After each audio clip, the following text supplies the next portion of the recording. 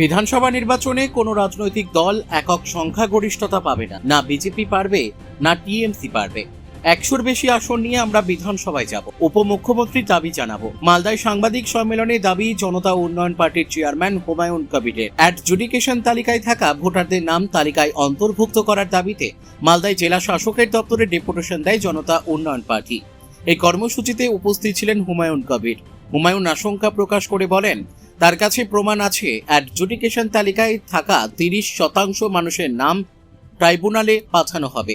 সেটা হলে সুপ্রিম কোর্টে যাবেন তিনি। আইএসএফ, কংগ্রেস, সিপিএম এর সাথে জোট হবে না, মিমের সাথে জোট হচ্ছে। পাগলে কিনা বলে, ছাগলে কিনা খায়। হুমায়ুন কবির আর বাস্তবিক অর্থে একটা বদ্ধ উন্মাদ, বদ্ধ পাগলে পরিণত হয়েছে। একটা গ্রাম পঞ্চায়েত জেতার ক্ষমতা নেই, উনি বলছেন 100 সিট জিতবেন, উপমুখ্যমন্ত্রী হওয়ার স্বপ্ন দেখছেন। এ উন্মাদের কি উত্তর দেবো বলুন তো?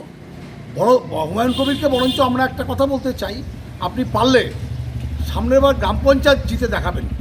আপনি বিজেপির এজেন্সি নিয়ে বাংলায় তৃণমূল কংগ্রেসের ভোট কাটুয়ো হিসাবে বিজেপির কাছ থেকে কিছু টাকা পয়সা নিয়ে এই যে ব্রোকারেজ করছেন, এর ব্রোকারেজ ফিসটা ঠিকমতো গুটিয়ে নেন, কারণ এরপরে কিন্তু বিজেপিও আপনাকে পিটাবে। কারণ বিজেপির কাজটাও তো আপনি করে উঠতে পারবেন না। সারা বাংলা জুড়ে বেশ কিছু মিম বিজেপি, আপনি কোনো জায়গায় কংগ্রেসের কিছু এজেন্ট, এরা মিলে বিজেপির ভোট কাটুয়া হয়ে আপনারা ময়দানে নেমেছেন। এগুলোতে বাংলায় কিছু হবে না।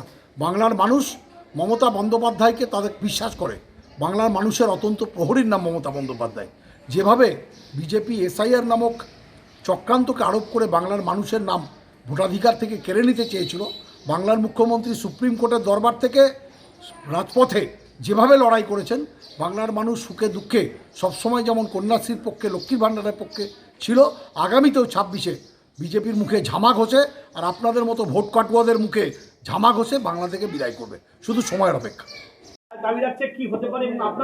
দেখুন, আমার নিজের যা